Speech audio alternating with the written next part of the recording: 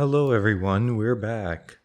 Hello, I'm still alive, just hanging in there with the family. I knew you were going to say that when you said hanging in there. We haven't even seen that movie. I will one day. I will too. Okay, so, I don't know what to call it, though. So, I think we'll think of the name later. Yeah, I this will definitely be don't want to keep referring it to the name of a dead cartoon series pretty. that isn't getting Yeah. a season 2. Oh, I don't want to seem like a downer. Yeah, sorry everyone. I don't think season 2 will happen either, if only because it feels like Disney doesn't care. But we're still going to keep the promise of like looking. Well, first we're going to look at the first. Fuck, I feel I'm going too fast. Or of some. No. Yeah. I did want to keep through with this promise and was worried that I would do otherwise. Yeah, so, well, first we're looking at the animated film. Like the first one. The The one first that's. animated film ever? I didn't know we were doing that. No! Okay, then what film are we looking at? 101 Dalmatians, based on a book by Dottie Smith, who might be a character in Dalmatian Street, but also I just thought an it was Dodie. excuse. Oh, yeah, I it don't. is just an excuse. Yeah, exactly. Yeah.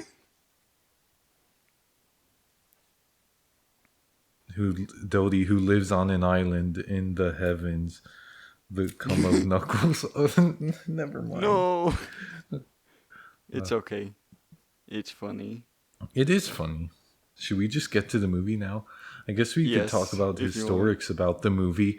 Actually, you knew more about the historics than I did. I just knew that it came out Uh, in the 60s. so basically, from what I remember, because I forgot to research a bit, I know for a fact that, like, Disney was on the verge of shutting down his animation studio because Sleeping Beauty bombed terribly. But like they decided to at least do one more, tried to do one more animated film to like save the studio. And like, I didn't research the animation process either, but I know they used Xerox to help with cost. And like once the film was released, it made a lot of money and it kept the animation studio afloat. Yeah, I still don't know what Xerox is, but that's okay. I think it's some kind of printing company I think thing. so too. So you just want to go into it? Yeah. Okay. So I guess we'll talk about the plot synopsis. Yeah. So the plot is like Pongo is a Dalmatian and he gets a wife, and so does his owner, his pet. What? This is a horrible explanation. And then Cruella shows up and is like, I like fur coats. And so she's like, spots are really cool. She wants the Dalmatians fur. And so she plans to kidnap them, and she gets her goons to kidnap them. So Pongo and Perdita have to save their children, and I guess like whatever 100, whatever 99 minus 80, like 84 other randos too. Wouldn't I figured to be 85. Heck. But then again, I, Wait, I don't know 85? That adds numbers. up to 100. It would be 102 then. We're not in that sequel yet. But yeah. You Okay, I was dog, just like, you. yeah. But yep, that's like basically what the film's about. Did I miss anything? As far as I know, no, it's like a very simple story. What did you And it's think very of? short. It is. A lot of older Disney films are short. Yeah, and to think, like 5 minutes were the opening credits. Yeah. And like, I think the live action films are longer than both animated films. Even Cruella is going to be longer. But not 3 hours long. Shh. They Yeah. don't need to know. What did you think of the overall story, Zib? Or like the movie itself, I mean? I kind of divide my thoughts into beginning, middle, and end because I think very differently about each of them. In fact, I probably think better about the end than I do actually the overall movie, which isn't the worst thing in the world, considering an ending is very imperative.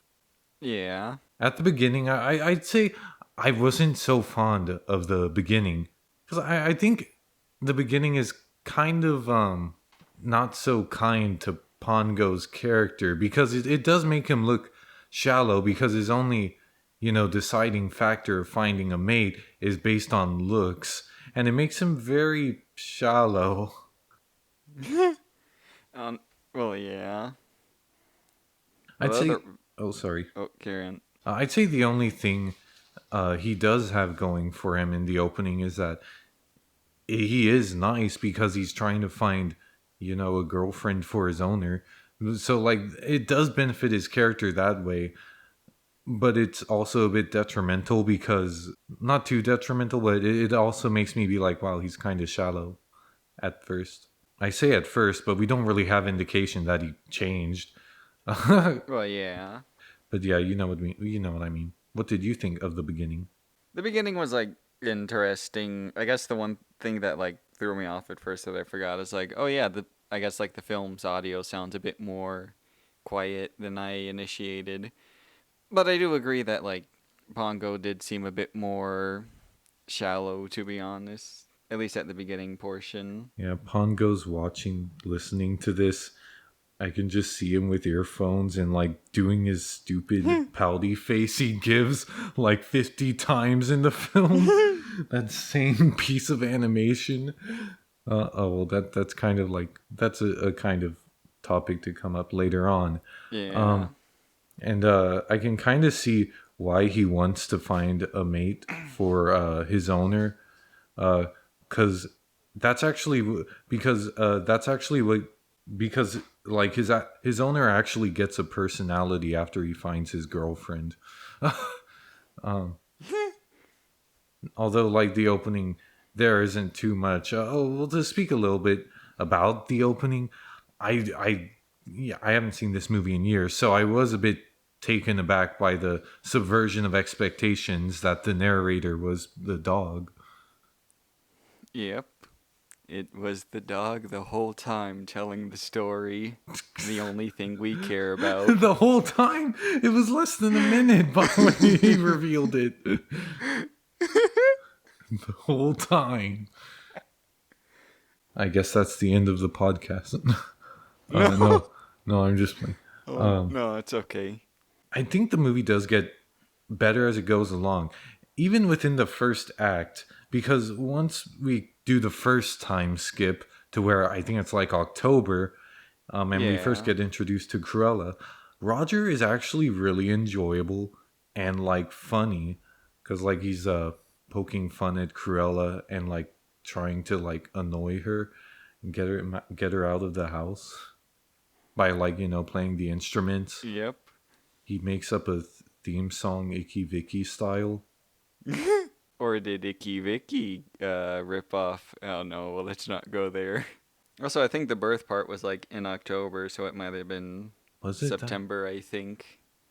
Yeah, it's in one of those parts. And the birth part, I did not remember any of this movie. So, of course, I didn't really expect Perdita to give birth to all 101 of them. But I didn't expect the first part to be just 15 all throughout. A little bit. What do I have in my notes? What do you have in your notes? I don't have notes because I I know. go commando. That's okay. I'll call this an homage. Yay. I think I don't know if I should go right into the meat of this right away, but one of my biggest concerns with it was character. Is it because it lacks like character or? Well, none of the Dalmatians have any character outside of Raleigh going, "I'm hungry," which the series really banked on. I will say the series, though, did give him more personality, whereas here he just says, "I'm hungry," which is fine for a character to do that, but I think it's not that good because, well, I think that's all this movie has is either that or nothing, because all of the other Dalmatians blend into the background. You cannot distinguish them. The only ones, Patch. Okay, Patch is the only one you can distinguish, like, but not. I wouldn't even say because of like personality as much as design, and as much as he had a sequel named after him. Yes, and that's like probably one of the best direct-to-video sequels Disney has done. Honestly, from what I remember, though, I have not seen it. I will force you to see it soon. Yeah, Soon, TM. I kind of look forward to it in a way, but Yeah. Raleigh and Lucky are the only ones with distinguishable personalities. If you can consider wanting food and liking TV a personality. But those are the only Dalmatians with personality. And I think that's a real detriment to the stakes of the film, because the stakes of the film is they're going to die. Simply. Rip. But the thing is that there isn't really much investment you have in them outside of just the simple basic want of not wanting puppies to die. Otherwise, in terms of intrinsic characters, you aren't really invested in them. And I think that's a detriment to the stakes, because I think the stakes would have had far more cost if they actually had character. That's true, but I guess like it's also with like the parents having to find their kids wherever they were taken. Yeah. And in a way, that is kind of another one of my issues, but I might hold off. I guess to me, I didn't mind like the first act because it was like it was a bit slower, and I do feel like it could have been paced out a bit better. But I did like the Oh, interactions with like some of the characters with them introducing Cruella in like yeah. the first Cruella scene. is a good introduction. It's just Yeah. really funny to see her own this house that isn't hers and just walk around it. Yep. Like, And that's just great. smoking Her whatever fart that was. juice. Or the super weed from Resident Evil. Yeah. The super weed. Well, she's very strong. Also, she has like a very memorable design and voice. It's very good. Yeah, I agree. Definitely memorable. Arguably the most memorable part of the film. And, I think it's very ironic that there's almost. Usually you think of slasher movies or horror movies in general where the villain is turned as an icon for the series. You usually don't Yeah. think of it for Disney movies. But here, definitely, Cruella is the most recognizable part of 101 Dalmatians. And I don't want to like, and I know a few weeks ago I saw a tweet questioning why is Cruella the big icon of the series rather than the cute Dalmatians, and that's kind of goes back to my initial point saying that the cute Dalmatians are barely anything. They're kind of They re- they don't have any Sadly, they personality. really aren't, to be honest. Yeah, And like, it is kind of a shame because like literally everything else afterwards, not all of them, but definitely some of them have much more distinct personalities and yeah. Even character in to even them. in Dalmatians the series, which I've only watched a bit of. Like yeah, and it's like of course Cruella is the most iconic, most recognizable part. I don't really see people pulling up a shirt with Raleigh on it and being like, I resonate with it so much. I like food. Like, no duh. To be fair, there's also a lot of like plushy stuff with Dalmatians. Yeah, there are a few plushies. I mean, it's not like you can make a plushie out of Cruella No. yet. Like I know Patch and like some of the other ones have plushies. I have like a bunch of different Patch plushies. Yeah. Like, I guess should we go into the second act now? Yee. Yeah, I know previously you had brought up pacing, but I don't really mind the slow pacing of the beginning. I think it worked well. And I liked how it was, well, okay, I'm talking about the first act more, but I liked how it was really cozy in the watching TV scene. I think that's It was honestly. a really good scene. Although the Dalmatians don't have much character, and that scene does try to build a little bit, it does raise the value of the stakes because you do see the family they have. It does raise that value. I just Yeah. wish they could have had characters to heighten it more beyond that. But into the second act is when the plot really gets moving because the puppies are gone. Pongo and Perdita realize this, and that's where they start their search. And that's where they try to use the worldwide wolf to find them. No, it's the Twilight Bark, I think. Well, The yeah, it wrong is. series. Correct continuity, but also wrong timeline, I guess, maybe. And it starts off really epic. This big, like, Great Dane, whoever guy, I don't know his name. He's like, they can't, the humans, I forget what he says, but it's something like, I know But the the last part, he's like, the humans. humans can't help us. It's up to Yep. us dogs. And it's like, oh, yeah. And so, like, they're sending Twilight Bark to try and find him. And I'm like, oh, yeah, it's getting moving. And then it gets. And there's a lot of cameos from other Disney doggos. Well, like only like Lady and the Tramp. That's about it. From Is what it I even a recognize. cameo? Or is it I don't know. a I guess reused Easter egg design? maybe reused designs. Yeah. I don't know. It's like, oh yeah, we're going. The adventure starts now. Nothing's stopping this. And then like it gets to the horse, and he's like, "Hey, Sergeant Tibbs, tell the general whatever." And the general's like, "Oh, okay, I'll decipher this message. Oh, what's that? Puddles? Oh no, I don't know. Poodles? And it's like adventure. So the the adventure, it really halts the pace for this kind of unfunny gag. It was kind of like unfunny. Yeah, it was really dragged out. So I was like, oh, okay, so much for adventure. Rip. I do like Sergeant Tibbs. I do Cute like Sergeant feline. Tibbs too. In fact, he's arguably my favorite. Actually, yes, he is my favorite character from this movie. At least favorite hero character Hold on, what else is there? in the second act. That's where I Yeah, think we I'm get sorry. that's where we get our big scene of suspense as Sergeant Tibbs is trying to get all of them out. Yeah.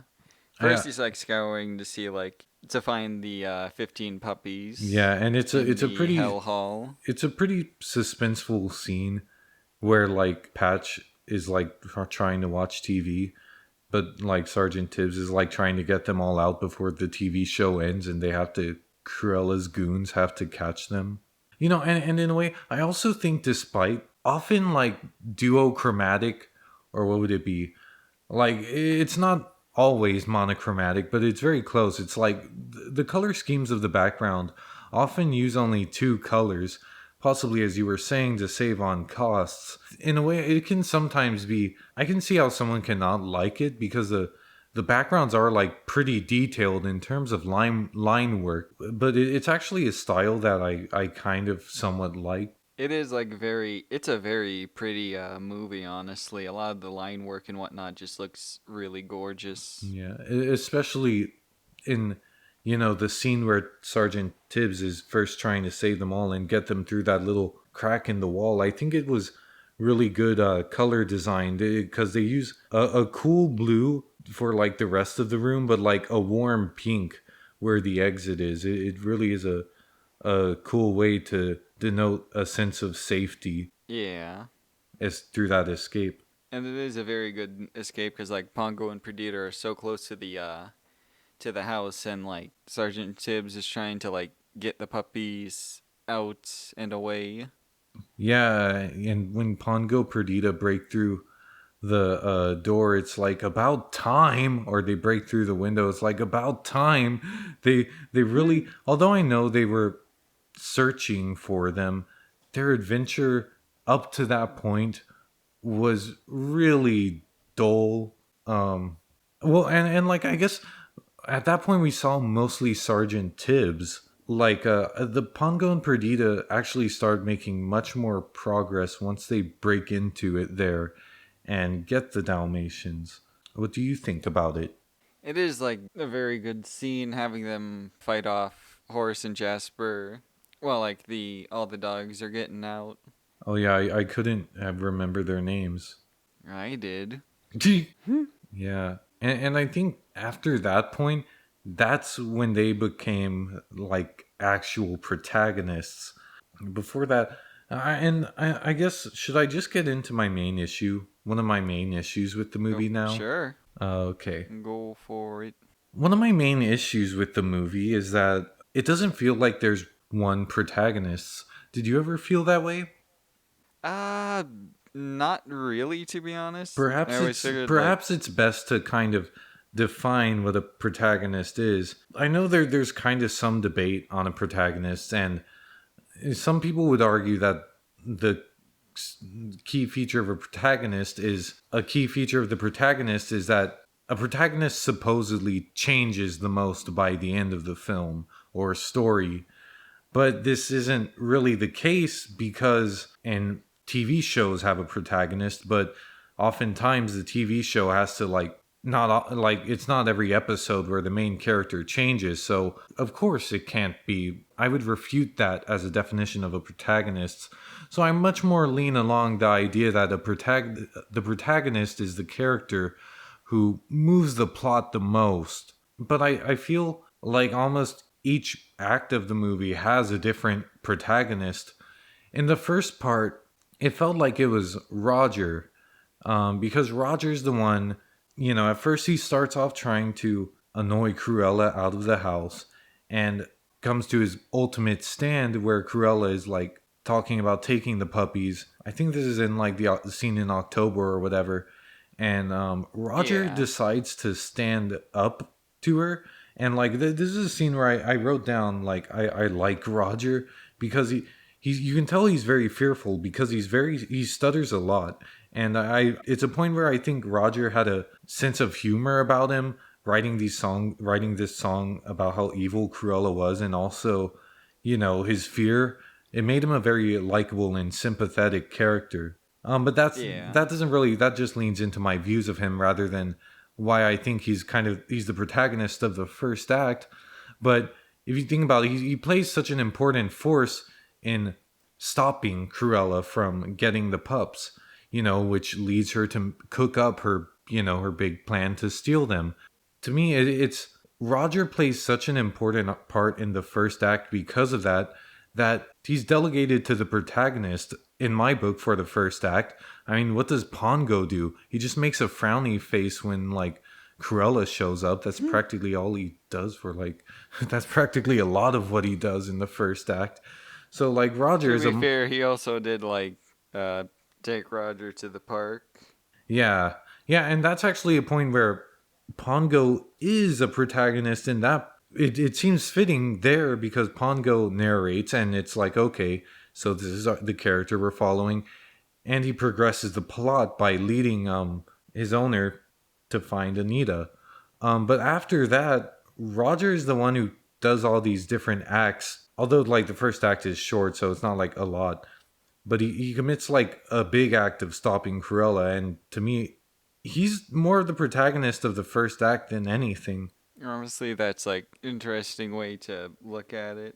And then, but because the humans can't do anything now, Roger is not a protagonist anymore.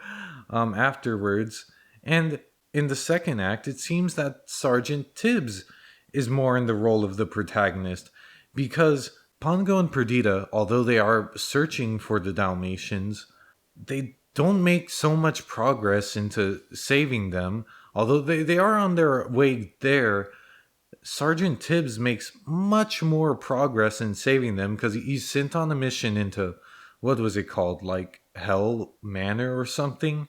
I think it was Hell Hall, but I could be Yeah, wrong. that's very funny.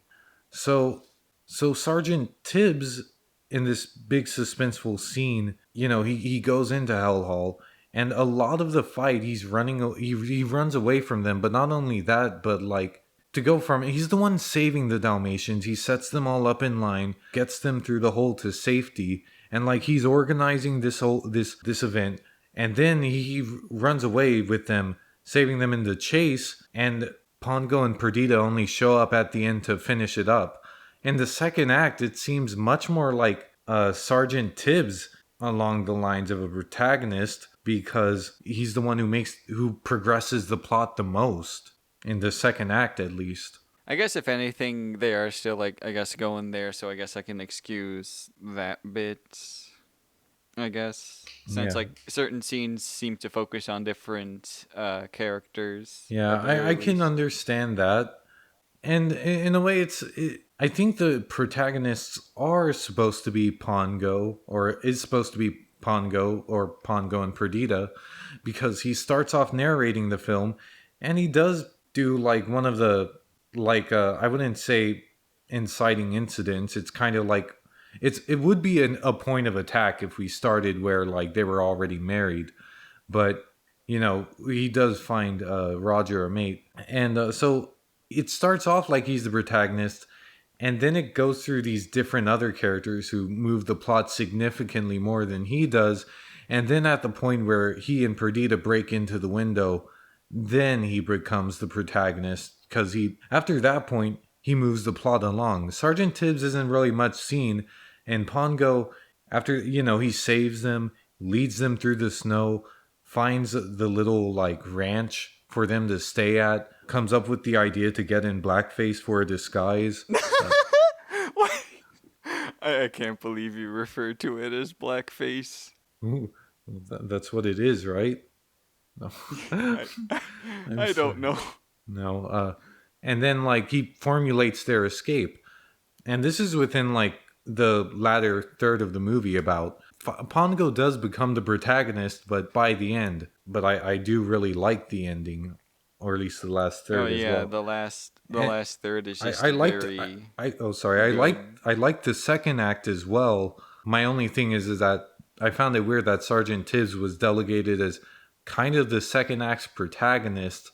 That I feel like one of my issues with the movie is that it feels like it can't plant its base on any protagonist until the last third. But yes, what were you going to say about the third act or last third? It's a very good part of the film, honestly, with like Pongo and Perdita trying to get the pups all like to safety, all while avoiding Cruella, since he did have to hide tried to hide the tracks on the road. Yeah, that's when Pongo becomes like a really big protagonist in the story. And I think there were a lot of suspenseful scenes there, not only from their disguised escape, but also brushing the road of their paw prints. I think, and not to mention the chase, and I don't want to get... Oh yeah, the car chase is super fun, honestly. Yeah, not to get ahead of myself, but, there are issues I have with this movie, but I do think that it does get better as it goes along. I think it starts off not that great, a bit less than okay, but then it gets like pretty better with Sergeant Tibbs, in the second act. And then the third act, it just gets moving. At first, I had an issue delegating how I felt overall, because there are a few issues that I was thinking, well, doesn't that bog it down a bit? But I didn't realize that it's not a matter of additional as much as exponential, if that makes sense. What I mean is that it's not so much as... what were you going to say? I was just saying I think it does. Yeah, it's not so much as these are individual segments kind of like averaged out, because I kind of think there's a benefit, because not every film does get better as it goes along. And this film does, so that's a benefit to it, even if I do think it's not consistently good all the way. It getting better as it goes along is a benefit. I do like seeing all the different dogs willing to help out the Dalmatians, or the Pongos, as some of them call them. Yes, Pongo, and Perdita Pongo. That reminds me of the Mario Brothers movie scene. Yes. I was thinking of the Pongos. It's such a... Why not call him the Dearleys? That's weird. Dearleys? Oh, is that his name? Roger Dearly? Yeah, I think so. I could be wrong. Well, how would they know? Correct me. I guess it could also be because of the... I don't think Pongo humans. knows. I don't think Pongo is aware of Roger's last name. Let alone all the other animals who find them. True. Anything else about the third act? I'm trying to think about like what else to really add. It also got it did have a good ending with like when they returned home and everyone's like, "Wait, these aren't Labradors. It's our dogs with more dogs." Yeah, and like, I guess we should touch upon Cruella, the most memorable part of the movie. I really feel like I'm coming into this movie with a lot of complaints, but they're kind of complaints on the back end because I think by the third act everything is like better. And in the third act, Cruella ends up. I think one of the things is that, like, of course, killing puppies is like it makes her such a huge villain. And I think one of the Yeah. things that was really impactful was in the second act where she mentions all these different methods so nonchalantly as if it doesn't matter to her, and it makes her absolutely like completely evil.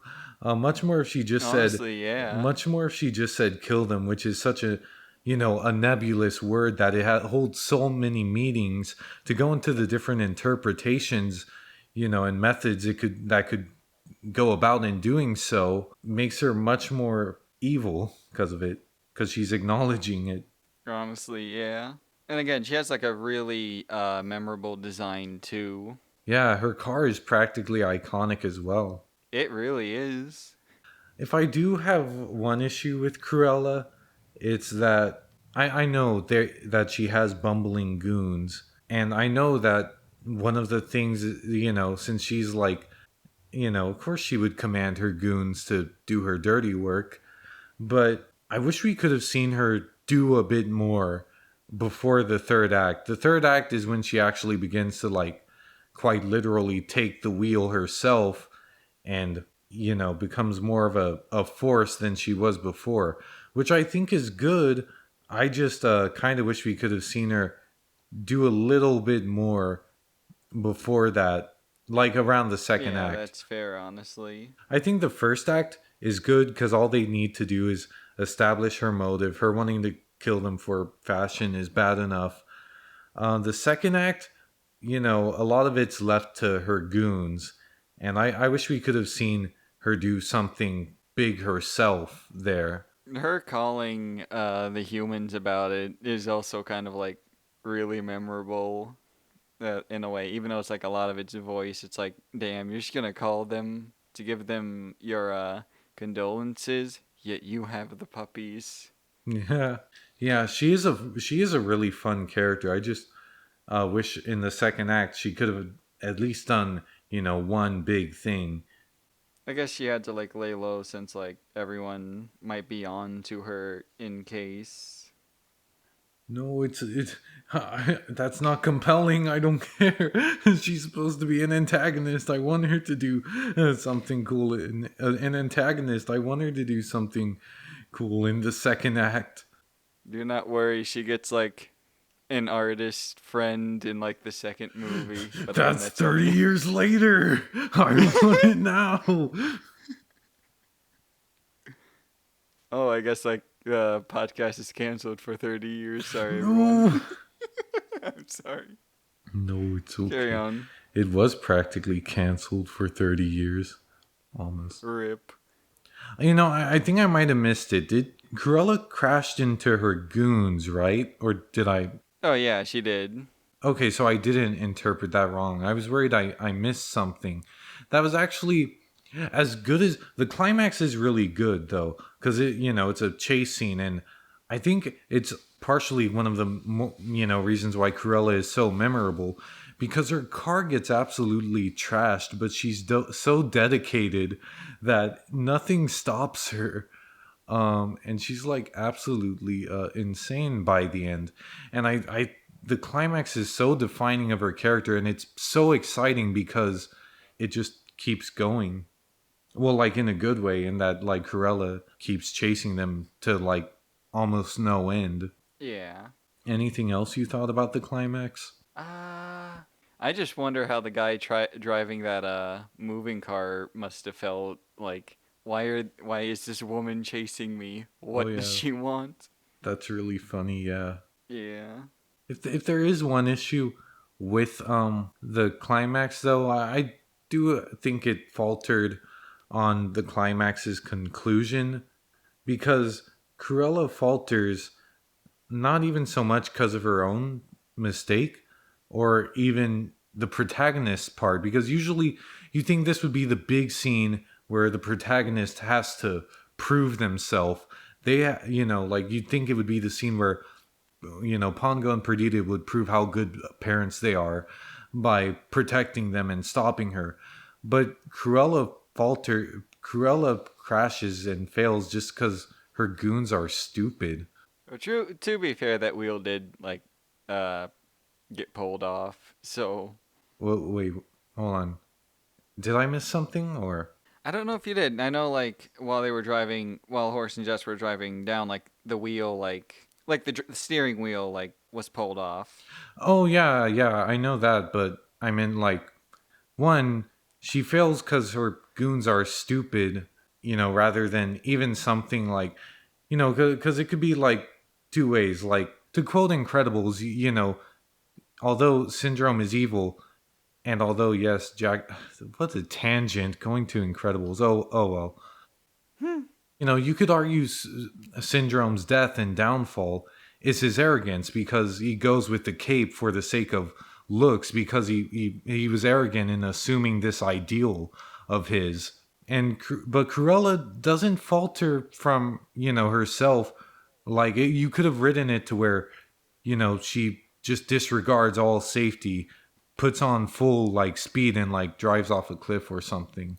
Although that is a bit extreme, something like that would go to the same thing where this character's downfall, is of a trait their own, and in terms of that, it would be, the narrative or denouncing that, I mean. Or you could take about it where the protagonists prove themselves as the heroes by defeating the evil. I think is almost such an easy thing to go into that I'm surprised they didn't do it because the Dalmatians are they're in a van with a bunch of boxes and stuff. I wish the climax they could have like thrown objects or whatever onto the road to stop Cruella. Something like that to where the protagonists prove themselves and they are the force that stopped the antagonist. Where it is now, the antagonist doesn't fail from her own flaw and the heroes don't prove themselves to be able to stop her so much. Where she stops, her downfall is just that the goons who were driving in front of her were stupid. Yeah, that's like uh I hate having bad times to explain. But yeah, I can like see that. So as great as the climax was, it does have a whimper of an ending, the climax, but it's still a really exciting climax and I think a big defining aspect of Cruella's character. Yeah. I guess all that's left is the ending. I suppose so. Yeah. I'm not sure what to say about the ending, but like I guess like I liked it because it does like end on like a good happy note and also something kind of like comedic in a way. Yeah, Since like I didn't expect Roger's song, like Roger's diss track, to end up becoming a hit. it became a hit and everyone just I don't know. There's actually in the sequel it actually also plays a part. The sequel like I know plays like kind of into that because I think that okay I don't want to say because I don't want to make myself seem stupid since it's been a while with like the sequel. No worries, we'll cover the sequel anyway. At least I Yeah. think. If not next time, I don't want to. I don't want to be held up to any promises now. Possibly not next. I don't know when, to be honest, We because can like do it whenever. I know, but there's also like I feel the live action film first might also be a little bit more important since like I think Cruella is more based on that than this movie. Yeah, I'm not too familiar with any of them, so I guess I'll see. But yeah, comparing this, although I do not want to compare 101 Dalmatian Street to this because that would be a little bit at the disadvantage to this because 101 Dalmatian Street, it was created years in the future. So, these people had to see potential in this to tell that story. So I don't really think comparing them is so well considering the writers of Street had to use this movie as a base jump to try to achieve better. But that might even be assuming of the writers that they even thought they might achieve better. But I did. I think one of the things that was missing here, especially having seen Street, is when Cruella kidnaps them in Street, it has much more impact because the stakes are higher. Because not only are they are the Dalmatians built up far more in character, but then again, that's a bit of an unequal comparison because that 101 Dalmatian Street had like a whole series, a whole season Yep, to develop them. 52. Well, I was gonna say 26 episodes, but like 52 segments. But yeah, I get what you mean. Yeah, so Dalmatian Street had a far advantage in that. So that's a bit of an unequal comparison, but you still could have developed, some character in the puppies. But also, I think another benefit is that the theme of the stakes that these are, a family, that raises the stakes as well. Whereas here, a stark minority of them is a family. Less than a fourth of them is a family. What's it? The other 84 puppies are, taken elsewhere. I think that lowers the stakes that much of the consequence, the cost of if Pongo fails are rando characters who don't even have the stake of the familial relationship that, the initial 15 had. That the family stake only lies in 15 of them. That is true, but there's still like that risk of the others getting killed. So there is like, and since they're young, there is a sense of protection, I guess. Yeah, there is, but the big meat of it is the familial relationship, which is built up in that cozy scene where they're all watching TV. That is what you invest yourself in, that feeling of family. It's building up the stakes for the whole movie, because if they're all turned into fashion, what we had in that scene is lost. So that scene is very important, but that scene only applies to 15 of them. The stakes are high, but I'd say the big emotional investment of the stakes is in those 15. The other 85 are like just there. And I know that 101 Dalmatian Street, I don't want to compare this so much to it, definitely couldn't develop like, above 50 characters like that. But it helped in that so much of them were developed, or maybe just the fact that they all had a familial relationship in that show, right? Whereas here only 15 did. Yeah. Anything else? Honestly, I'm not sure. Sorry, I was like super quiet for this. I guess I'm just I'm debating, but I'm also not sure what exactly to say about the movie. I do really like it, and I do enjoy it, and have the Target exclusive like thing.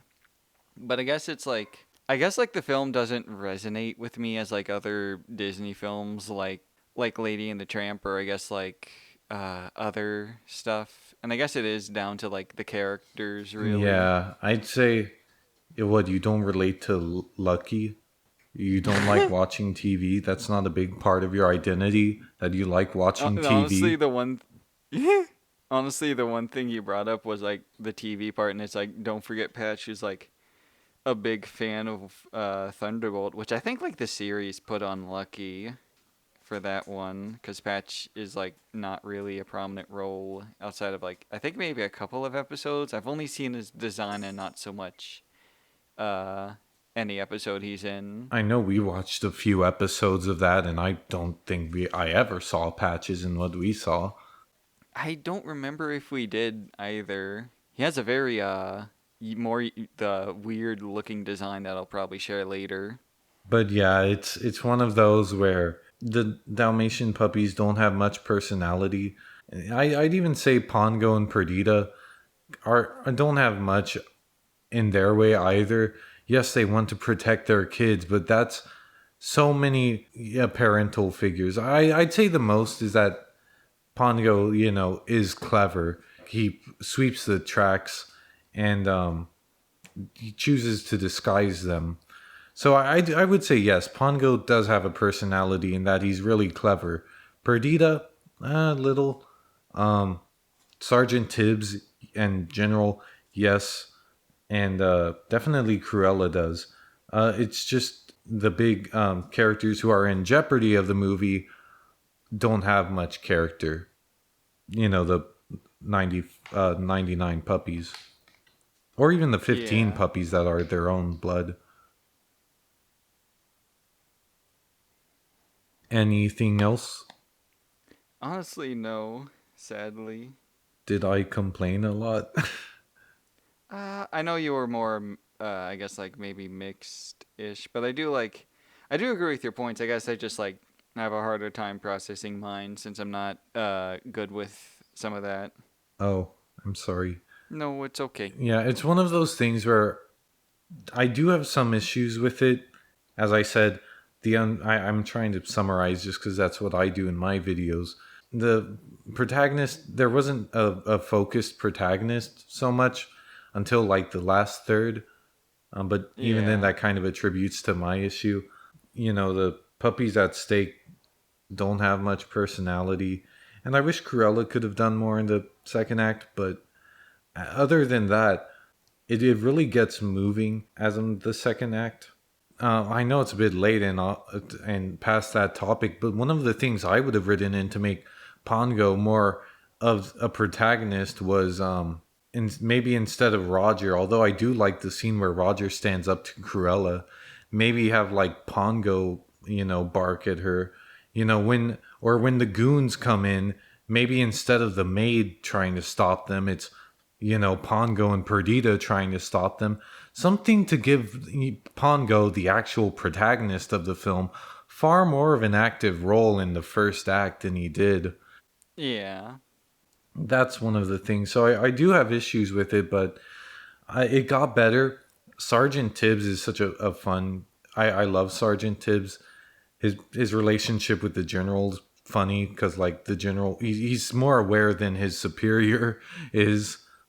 So Yeah. that's fun. Sergeant Tibbs is such a like a good. He's planning. He's organized. He's such a fun character when leading their escape, and that's a big suspenseful scene with because there's a countdown on the clock with the when the TV show will end, and then the chase. Really good scene. Really good scenes after that where Pongo really has to put his mind to the game and like just ward off Cruella by like or like lay low.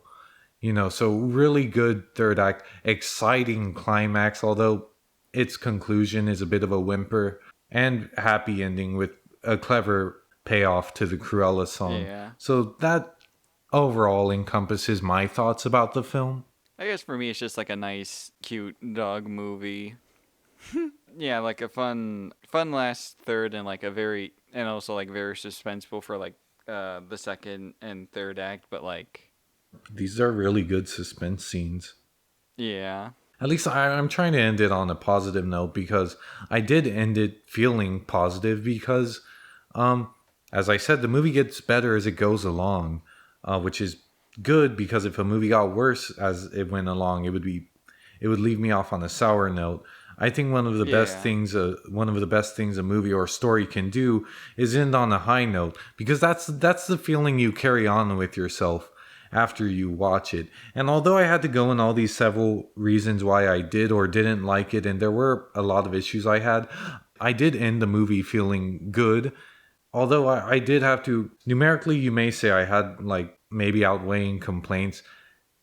It does get better as it goes along, and that's a blessing because that the feeling of how it ended is what I carry with me. So I carry a positive feeling with it. Any last remarks? Perdita's a cute character. She is. Do we end it now? Yeah, sure, why not? Hello, goodbye, everyone. I almost said hello. Goodbye, everyone. Oh, See you what should next I time when we say? talk about. Oh, sorry. I'm not sure. Oh, goodbye, everyone, I guess. Well, we'll see you next time when we talk about another one of the films, maybe. Hopefully. Yeah, I doubt we'll go to something like Midsummer next. We'll probably, because we're building up, I guess, to the Cruella release. Yeah. So, yeah, we'll probably watch something 101 next, keeping with our Yeah. dead brand. Rip. But Hopefully, anyways, like whatever film after the 101, whatever we look at for after the 101 stuff would be like, hopefully something to keep this afloat a little. yes. Anyways, I guess see ya. Thank you for watching. Bye bye. Goodbye.